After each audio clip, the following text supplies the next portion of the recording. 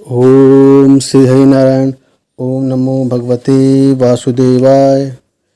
नमस्कार दोस्तों, आप सभी का स्वागत है भाग्योदय ज्योतिष केंद्र के इस वीडियो में। आज मैं बात करने वाला हूँ 8 नवंबर को होने वाले चंद्र ग्रहण, जो कि ग्रस्तोदय खग्रास चंद्र ग्रहण है। तो यह जो ग्रहण है वह जिस समय भारत में दिखाई देगा उस समय चंद्रोदय हो रहा होगा और ग्रहण खत्म हो रहा होगा, इसलिए इसको ग्रस्तोदय खग्रास चंद्र ग्रहण कहेंगे।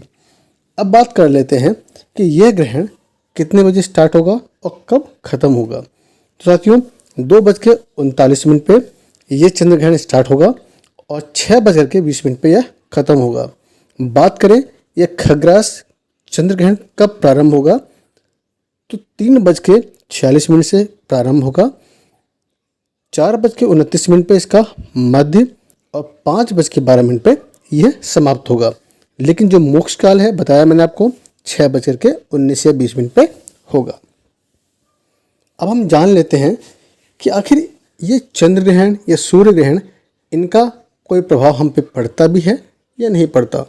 क्यों आज की इस वीडियो में मैं बात करूंगा कि जो चंद्र ग्रहण है उसमें हमें सावधानियां क्या रखनी चाहिए, इसके अलावा किस योग में यह ग्रहण बन रहा है, उसका क्या प्रभाव होगा, सूतक काल कब से स्टार्ट है, मंदिर के कपाट कब खुलेंगे, गर्भवती महिलाएं उनको क्या सावधानी रखनी चाहिए और बाकी जो नॉर्मल पर्सन्स हैं उनको क्या सावधानी रखनी चाहिए।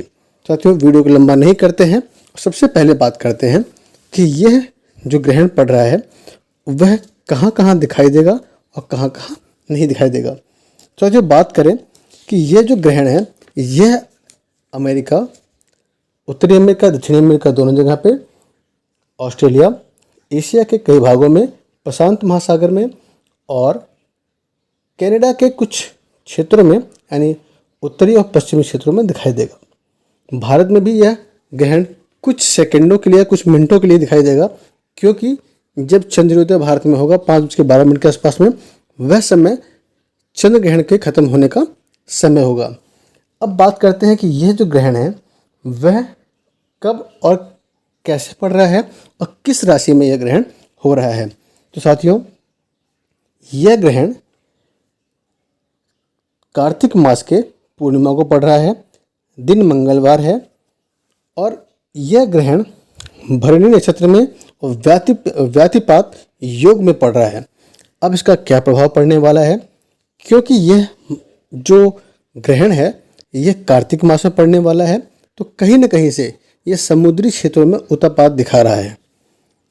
यह मंगलवार को पड़ रहा है, तो यह कहीं न कहीं अग्निकांड, क्योंकि मंगल अग्निकारक है, तो कहीं न कहीं अग्निकांड होता हुआ चोरों आदि को बढ़ावा मिलता हुआ दिखाई दे रहा है। और यह ग्रहण भरणी नक्षत्र में पड़ रहा है, तो चोरी डकैती के जो घटनाएं हैं वो बढ़ जाएंगी। जो लोग नॉनवेज खाने वाले हैं और जो अनैतिक कार्य करने वाले लोग हैं उनको भी पीड़ा होगी।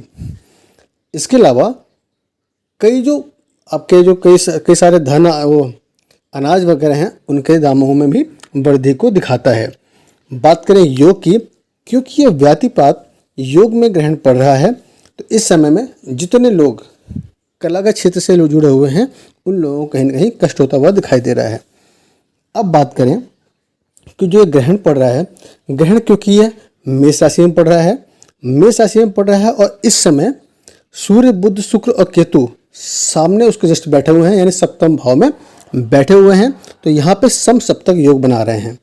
इसके वजह से अग्निकांड, उपद्रव, युद्ध जैसे हालात, प्रजा को रोग, प्राकृतिक प्रकोपों को दिखाता है। इसके अलावा कई चीज़ों के मूल्य में वृद्धि भी दिखाता है। अब हम बात कर लेते हैं कि ये जो ग्रहण है, इस ग्रहण में राशियों के हिसाब से क्या क्या प्रभाव पड़ने वाला है। तो साथियों, इससे पहले हम बात कर लेते हैं कि ग्रहण के समय में हमें क्या करना चाहिए और क्या नहीं करना चाहिए, क्योंकि यह ग्रहण जो ग्रहण का समय होता है उसमें स्नान, दान, जप, पाठ, मंत्र जाप, मंत्र सिद्धि और तीर्थ स्नान में आदि का बहुत अधिक महत्व है। इस समय में कर्मकांड नहीं किए जाते, यह पूजा पाठ कर थोड़ा निषेध किया जाता है। यहाँ पे ध्यान देने योग्य बात यह है कि जो भी काम कर्मकांड यानी कि मूर्ति पूजन वगैरह नहीं करना चाहिए। इस समय में सारे मंदिरों के कपाट बंद हो जाते हैं, तो हमें सिर्फ जप करना चाहिए, मंत्र जाप करना चाहिए।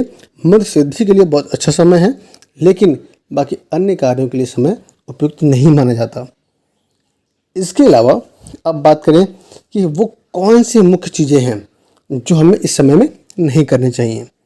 इस समय में किसी भी भगवान की मूर्ति को नहीं स्पर्श करना चाहिए, अनावश्यक खाना पीना नहीं चाहिए, किसी भी प्रकार से हमें नाखून आदि को नहीं काटना चाहिए, झूठ कपट आदि का काम नहीं करना चाहिए, व्यर्थ में किसी से बहस आदि नहीं करना चाहिए।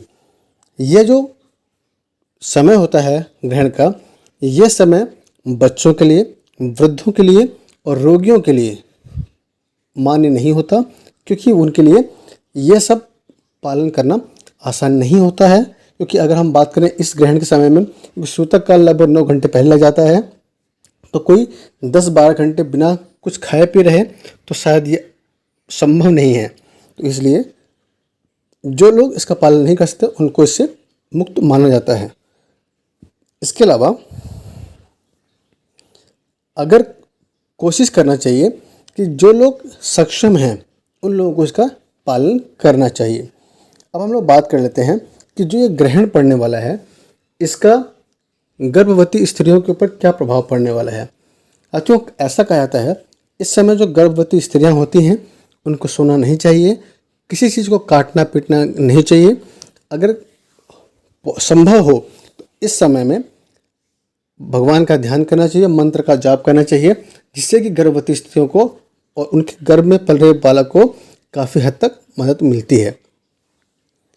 अब हम बात कर लेते हैं अंत में कि ये जो ग्रहण है, इस ग्रहण का सभी राशियों पर क्या प्रभाव पड़ने वाला है।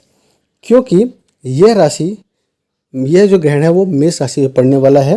मेष राशि के जातक को इस समय उनके शारीरिक कष्ट हो सकता है, उनको चोट आदि लगने का भय बना हुआ है। इसके अलावा कहीं न कहीं धन का हानि होता हुआ भी दिखाई दे रहा है।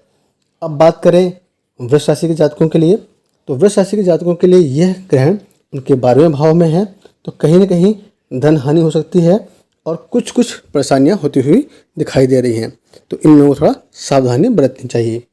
बात करें मिथुन राशि के लिए, मिथुन राशि के जातकों के लिए ये 11वें भाव में ग्रहण पड़ रहा है, तो उनको धन लाभ और सुख का भी लाभ होता हुआ दिखाई दे रहा है।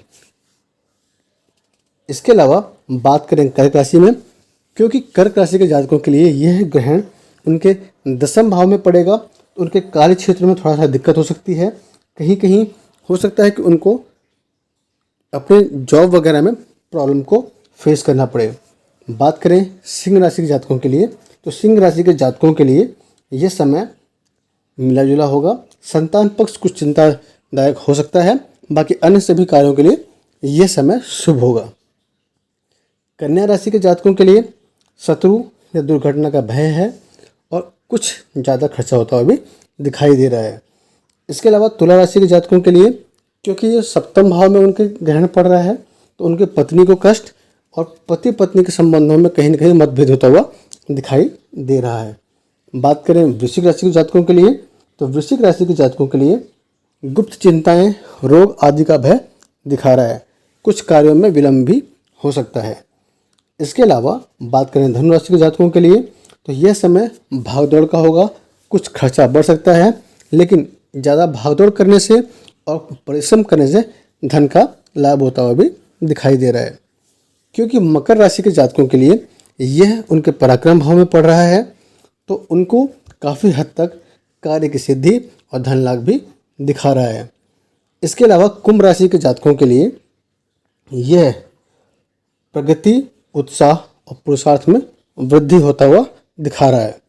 मीन राशि के जातकों के लिए थोड़ा सा ये समय चिंता का है, क्योंकि इस समय धन की हानि और अधिक खर्च हो सकता है।